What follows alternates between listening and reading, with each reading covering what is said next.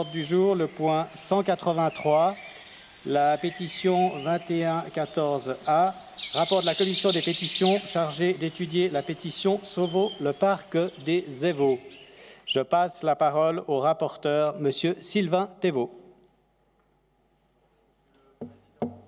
Attendez, je vous donne le micro tout de suite. Voilà. Merci, Monsieur le Président, Mesdames et Messieurs les députés.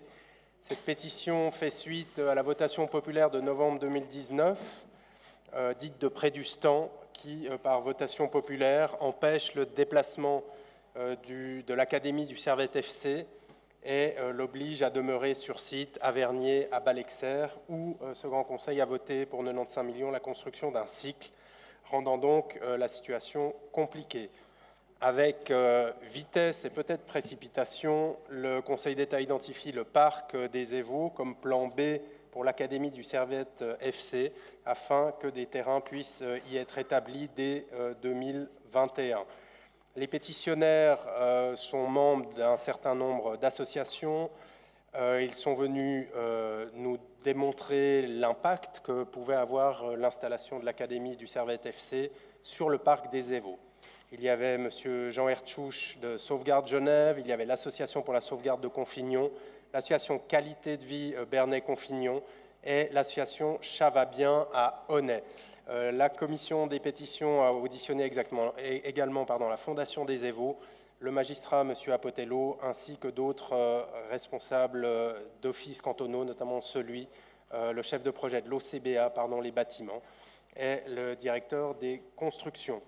L'enjeu, mesdames et messieurs, est divers. Il est pour les pétitionnaires écologique, avec l'impact que la construction de l'aménagement de 4 terrains, dont 3 en synthétique, pourrait occasionner sur le biotope local. Il a un impact au niveau de nouveaux mâts d'électricité qui pourraient endommager une zone de circulation pour la faune, avec des inquiétudes sur l'impact sur la petite faune et les animaux à ce niveau-là.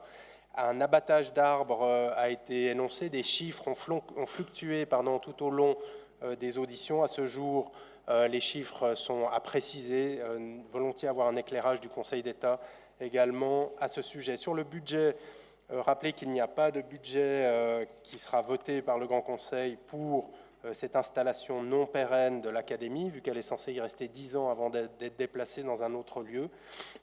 Le Conseil d'État nous a parlé de 30 millions qui seraient pris sur différentes enveloppes de départements existants, ce qui pose quand même un problème peut-être de comptabilité, mais aussi de débat démocratique.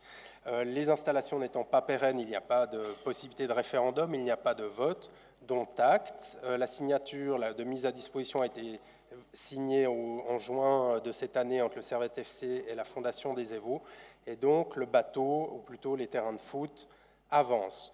La majorité de la commission estime qu'il y a la matière à redire et que cette pétition qui demande la préservation de ce poumon de verdure a des arguments à faire entendre, que ce soit, comme j'ai dit, sur le niveau écologique, le niveau budgétaire, le niveau également de la mobilité, avec un risque finalement de drainer davantage de véhicules, davantage de personnes sur ce lieu, il n'est pas nécessaire, est-il utile de le rappeler plutôt, un lieu couru que les Genevois aiment, fréquentent, qui est aujourd'hui un lieu populaire, accessible, sans barrière. Si on prend le projet tel qu'il est développé, ce sera un bâtiment de Ré+2 pour une surface complète de 2 951 m², pour 10 290 m3.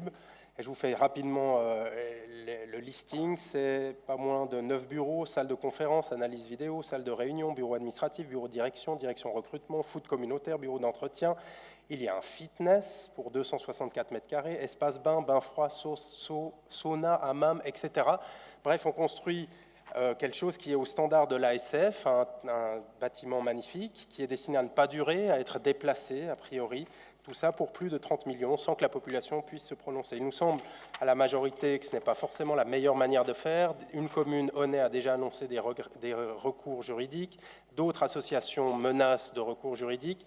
Bref, soutenir cette pétition permettra peut-être d'influencer le Conseil d'État, lui inviter le dialogue, afin peut-être de remanier ce projet pour qu'il puisse éviter l'écueil des recours juridiques et ainsi, le plus rapidement possible et de la manière la plus écologique et démocratique possible, pouvoir se réaliser aux Évaux si possible. Pour toutes ces raisons, nous vous invitons à renvoyer cette pétition, à ne pas opposer sport et écologie, mais toutefois inviter fermement le Conseil d'État à revoir peut-être ses méthodes, certes dans l'urgence, mais en évitant la précipitation.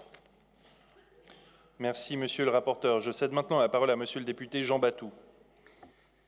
Merci, Monsieur le Président. Très brièvement, les auditions ont permis de répondre, il est vrai, à une partie des inquiétudes des pétitionnaires, mais nous avons observé un déficit évident de concertation et souvent un manque d'anticipation de la part des autorités et donc au développement d'un sentiment d'opacité quant aux décisions prises par les pouvoirs publics. Il n'est pas donc superflu de demander au Conseil d'État de prendre des engagements pour répondre à la demande essentielle des pétitionnaires, c'est-à-dire de conserver véritablement aux Évaux ce statut de poumon de verdure dans une zone fortement urbanisée, fortement densifiée.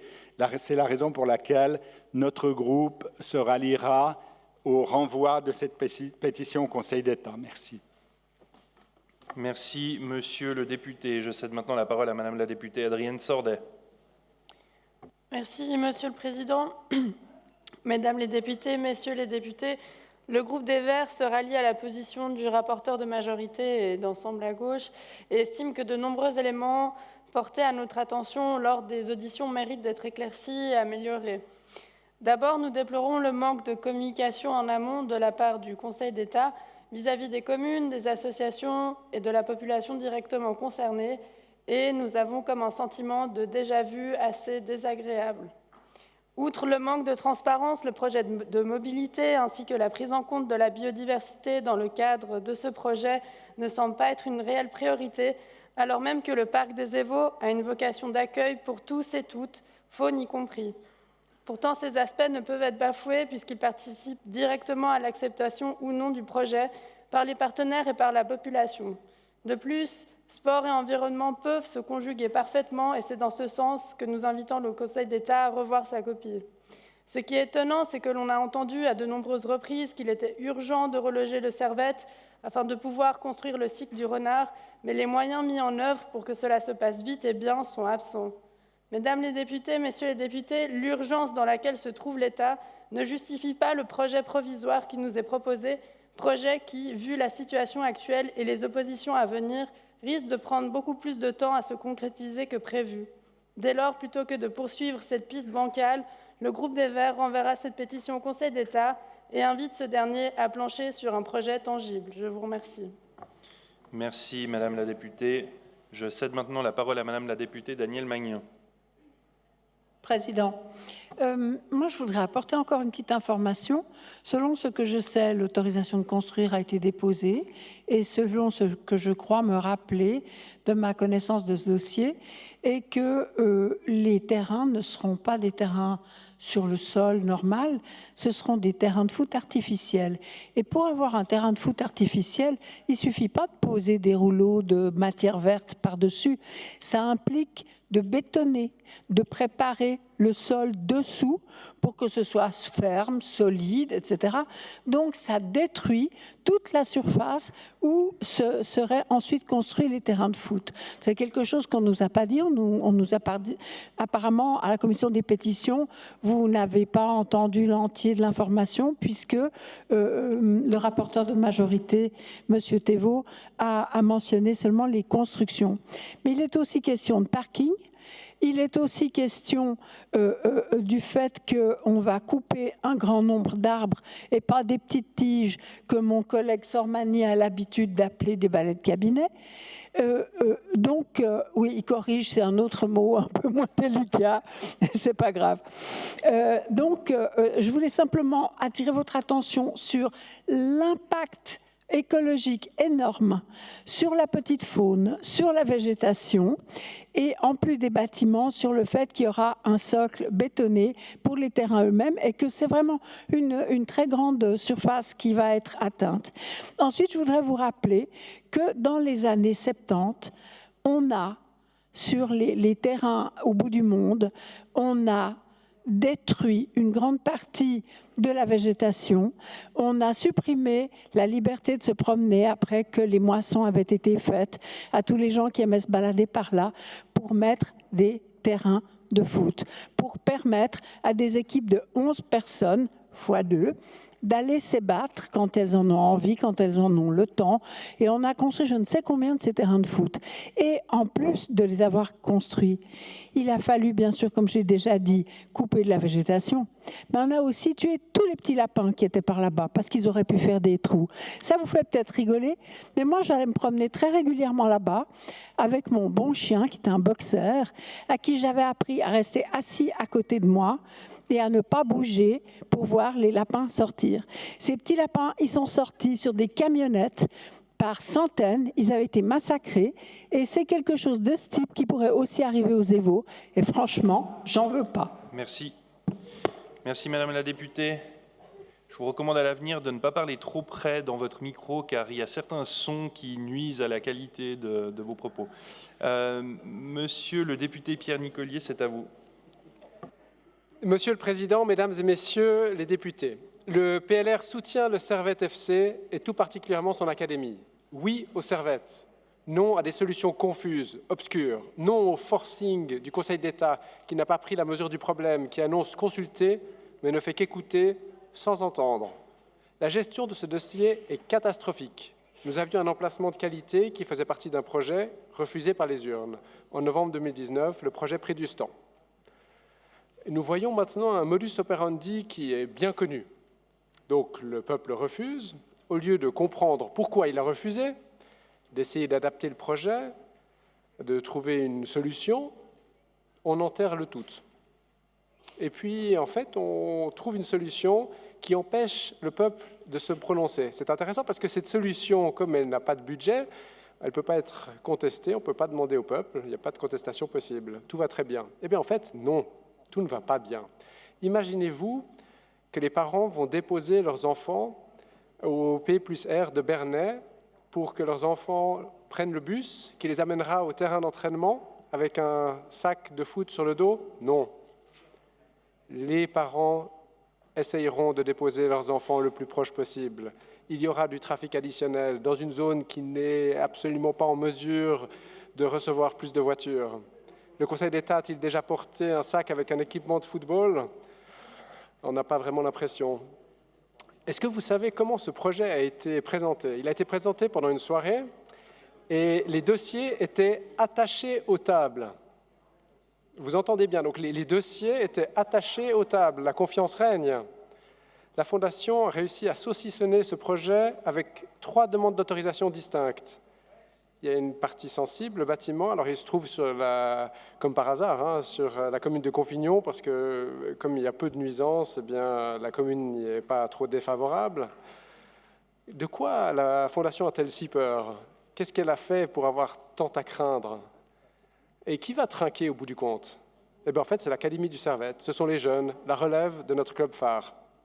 Trouver une solution demande de prendre à bras le corps ce problème. Cela demande du courage et de la détermination. Peut-être le conseiller d'État en charge devrait-il aller aux Évaux de temps en temps pour comprendre quelle est la situation. Nous aurions pu espérer qu'après plus de 3 ans de législature, il aurait compris l'importance d'une solution sérieuse, robuste.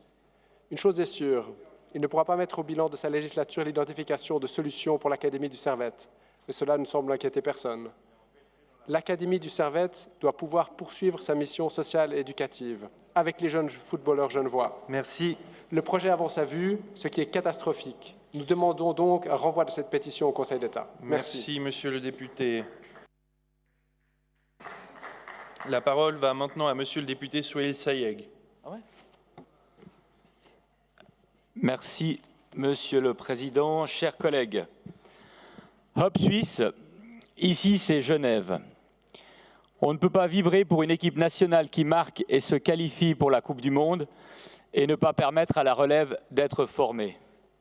Ces équipes de 11 personnes, comme on l'a entendu, font vibrer tout un pays, tout un canton, toute une ville et nous permettent de nous rassembler.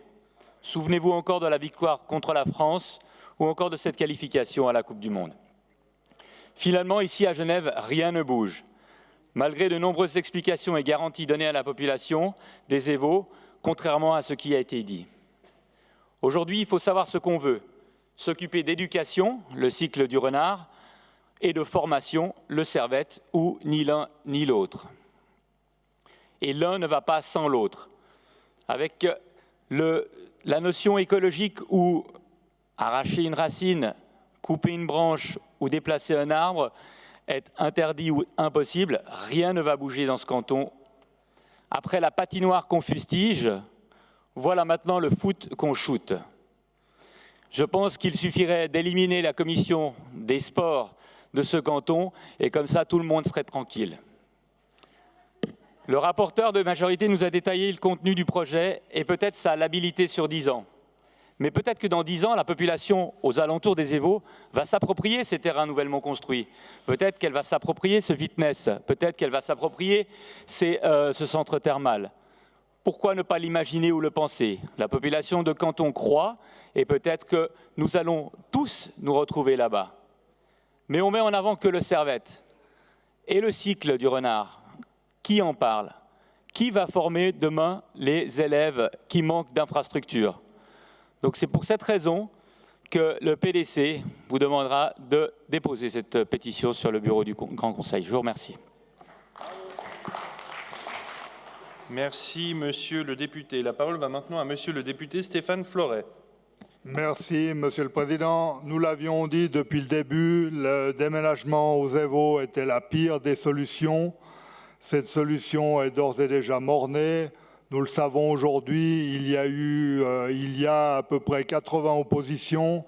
La commune elle-même, la commune d'Aunef est elle-même opposition à ce projet. Et nous avions même invité Madame Torasanta d'ores et déjà à déposer des crédits d'investissement pour pallier au manque de place dans les cycles d'orientation avec des bâtiments, des pavillons provisoires. Et c'est exactement finalement ce qui va se passer. C'est qu'à court terme, il va manquer de place, mais à vouloir s'entêter à mettre un cycle d'orientation là où finalement c'était également peut-être le pire des endroits pour le faire, alors qu'à environ 500 mètres, il y a des terrains qui seraient disponibles pour les infrastructures publiques. Mais là, encore une fois, l'État préfère ne pas construire des infrastructures publiques, mais finalement à transformer la zone pour du logement et pour y construire un centre de réfugiés. C'est le serpent qui se mord la queue et aujourd'hui on marche sur la tête à vouloir faire le tour de passe-passe des terrains, je te prends, je te mets là et puis on tourne en rond et c'est ce qui se passe finalement. Aujourd'hui, avec l'académie, on tourne en rond. Mais la faute à qui finalement? La faute au Conseil d'État à vouloir s'entêter absolument, à vouloir mettre les choses où la population n'en veut pas. Maintenant, la solution, mesdames et messieurs du Conseil d'État, vous l'avez. C'est la crotte au loup, c'est la motion qu'on vous a renvoyée le mois dernier, où ce Grand Conseil vous demande d'axer maintenant des études sérieuses et de booster le projet de la crotte au loup, d'abandonner finalement un projet qui ne sert à rien et qui va coûter 30 millions à la population pour du vent, ou alors accepter le fait que non, construire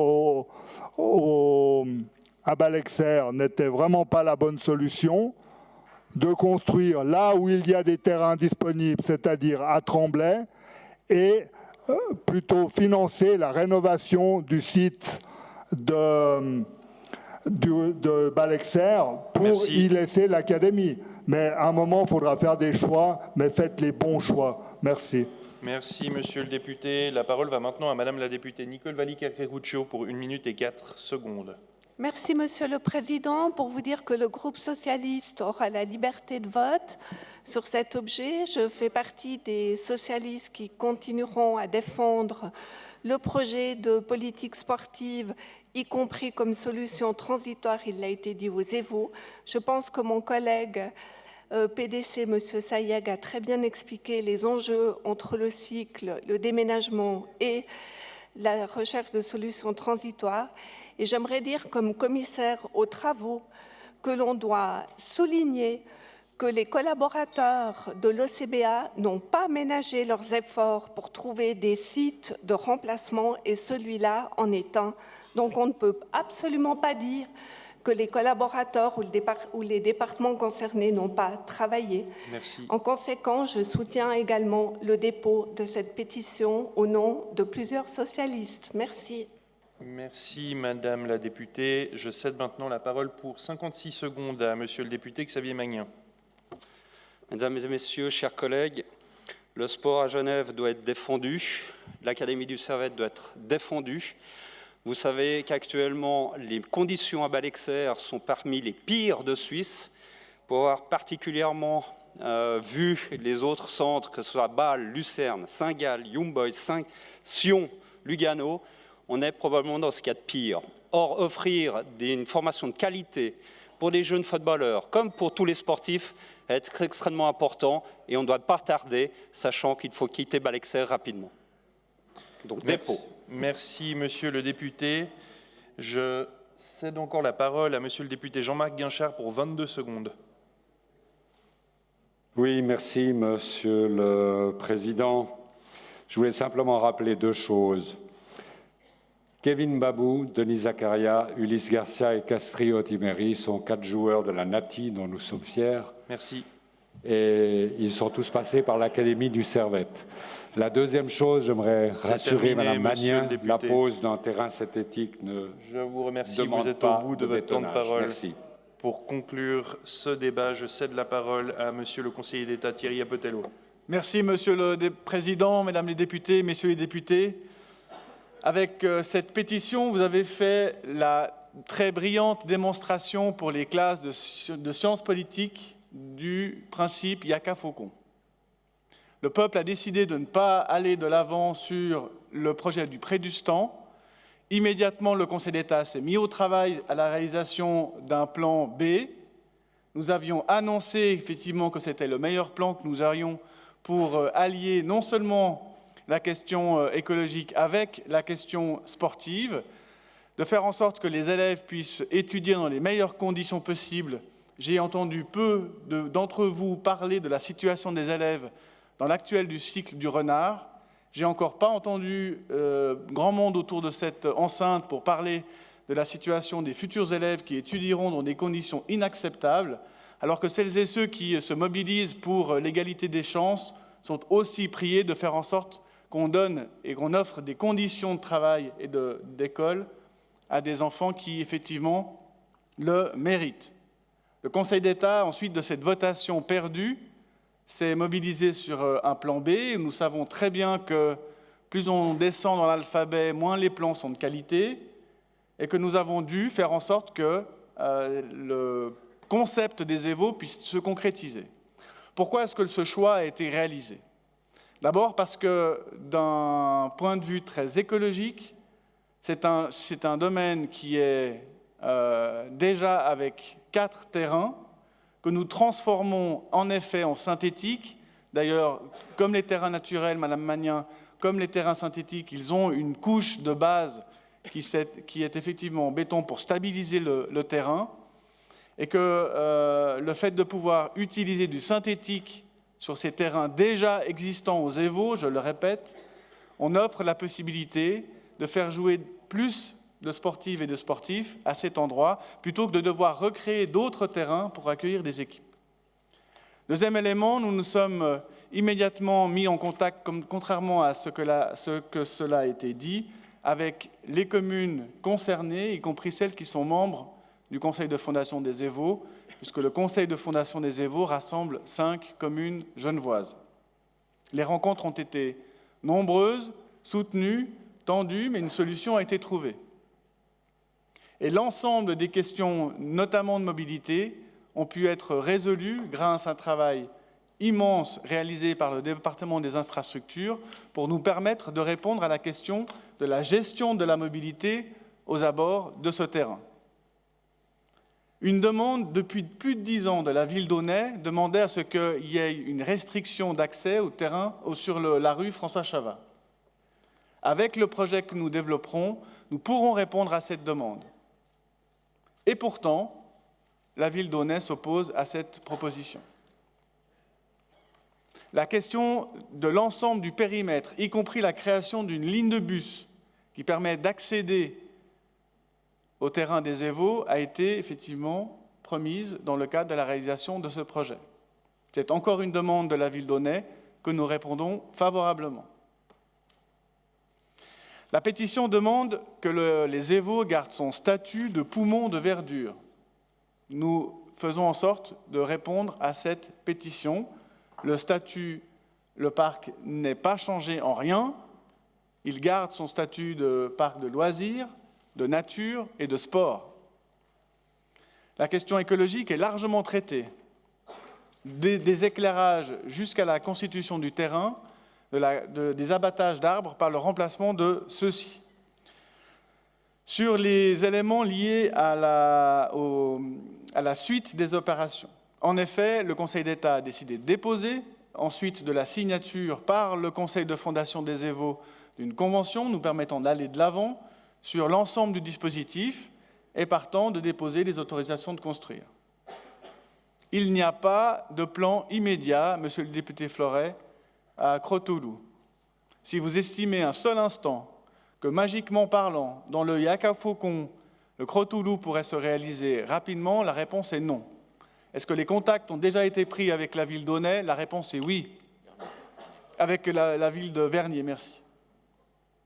Mais cela nécessite du temps et nous nous sommes engagés dans le cadre de la Convention et entre collectivités publiques à faire en sorte que ce projet des Évaux soit provisoire, que nous puissions d'ores et déjà construire la solution pérenne à ce projet, car il y a, au-delà de la question des élèves, de leur statut nécessaire de formation, il y a aussi l'académie, auquel certains députés ont rendu hommage et je les en remercie. Fort de tous ces éléments, le Conseil d'État vous invite à déposer cette pétition sur le bureau du Grand Conseil, de faire en sorte que nous puissions encore compter sur vous sur la suite, car suite il y a, puisque nous aurons à travailler à la réalisation des objectifs que nous nous sommes fixés, et de faire en sorte que nous aurons également besoin de votre soutien à Crotoulou. Je vous remercie de votre attention et de votre appui à l'appui de cette pétition au bureau du Grand Conseil. Merci, Monsieur le conseiller d'État. Je vais donc vous faire voter sur les conclusions de la commission qui est le renvoi de cette pétition au Conseil d'État. Celles et ceux qui acceptent ce renvoi votent oui, les autres non. Les abstentions sont possibles. Le vote est lancé.